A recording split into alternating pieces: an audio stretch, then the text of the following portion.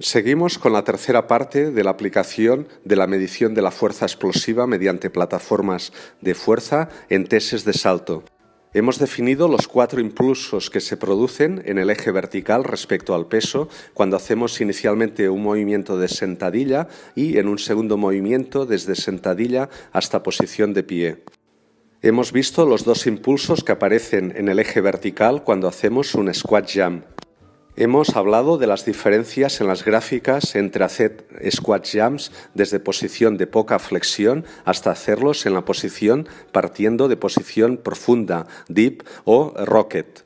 Hemos visto los 4 impulsos que aparecen cuando hacemos una batida de un CMJ en el eje vertical en las gráficas de fuerza de reacción y hemos definido los diferentes instantes a lo largo de esta gráfica de la batida. Hemos relacionado estos instantes sobre la gráfica de fuerza de reacción vertical con la gráfica del recorrido del centro de gravedad y con la gráfica de la velocidad del centro de gravedad durante la batida del salto.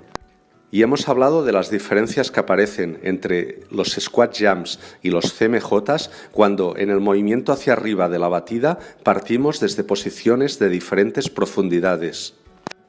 Mediante plataformas de fuerzas podremos también calcular el stiffness o rigidez muscular a lo largo de cualquier instante en la batida o la caída de los saltos.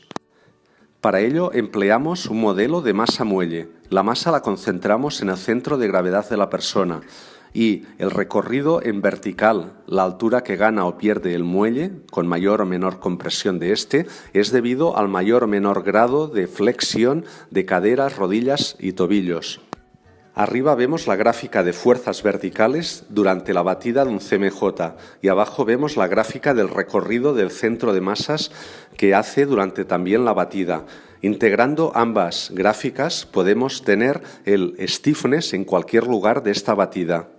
Las plataformas de fuerza portables, como la que aparece en estas imágenes, pueden usarse tanto en el terreno deportivo como en los vestuarios, hoteles y lugares de concentración de los deportistas. Con ellas podremos evaluar la condición física de los atletas, evaluando la fuerza explosiva de las extremidades inferiores y planificar adecuadamente el entrenamiento. Pero también las podremos usar para analizar el grado de fatiga o para analizar la técnica y corregirla en las batidas y caídas de los saltos. Con ellas se pueden hacer multitud de tests de salto y además podemos calcular la altura del salto mediante diferentes sistemas, más o menos precisos. La podemos calcular mediante el tiempo de vuelo, a partir del impulso, los impulsos mecánicos que se generan en el eje vertical y también mediante la doble integración. Conociendo el tiempo de vuelo, que es el tiempo en el cual no estamos en contacto con el suelo, sabremos la altura del salto. Y de esa manera una plataforma de fuerzas puede funcionar como con cualquier cámara, que también podemos hacerlo con una grabación, o mediante una plataforma de contactos.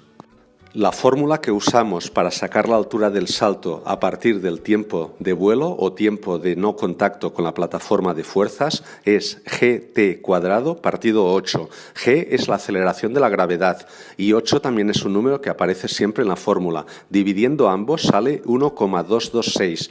Por lo tanto, la altura de vuelo será igual a 1,226 multiplicado por el tiempo de vuelo al cuadrado.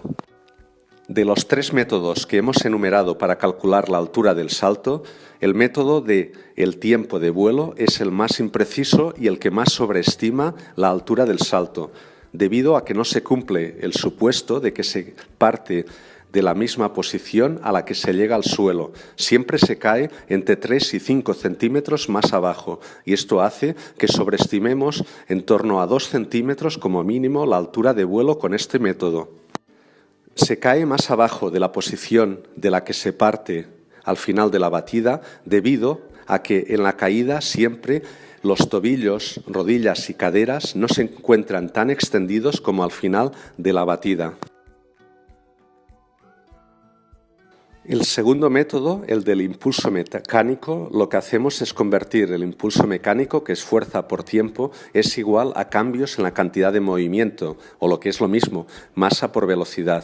Y de esta manera podemos calcular la velocidad a lo largo de la batida, saber la velocidad al final de la batida y con ella saber la altura a la que elevamos el centro de masas durante el vuelo. Este segundo método puede fallar si no situamos correctamente el peso del cuerpo, ya que situar el peso es básico para calcular los impulsos negativos y positivos y con ellos calcular la velocidad en los diferentes instantes de la batida. Y el tercer método mediante el cual podremos calcular la altura del salto a partir de una plataforma de fuerzas será el más preciso de los tres. Es el que denominamos de la doble integración o trabajo-energía, Work Energy Method, para el cual partiremos de gráficas como la que se ve en la figura, que en el eje vertical de ordenadas aparece la fuerza y en el eje de abscisas, el horizontal, aparece el desplazamiento del recorrido del centro de masas. Las áreas de esta gráfica representan trabajo mecánico y las pendientes de esta gráfica, que son lo mismo que fuerza dividido por desplazamiento, son stiffness o rigidez. Así, en estas gráficas, las áreas rayadas representan trabajo mecánico y podemos diferenciar trabajo elástico de trabajo muscular, concéntrico y excéntrico. Y las pendientes de la gráfica en diferentes lugares de la batida representan stiffness o rigidez. Cuanto más vertical significa más rígido y cuanto más horizontal la evolución de la gráfica significa más compliance o menos rígido, deformable, que es lo mismo. Podremos usar las plataformas de fuerza con diferentes suelos, como por ejemplo césped artificial o césped natural o arena, y colocar sobre ellas diferentes elementos y medir las fuerzas, por ejemplo, cuando hacemos batidas sobre un trampolín, como se muestra en la imagen. Podremos realizar diferentes tipos de test y con diferentes calzados y podremos sacar diferentes variables de la explosividad de la extremidad inferior.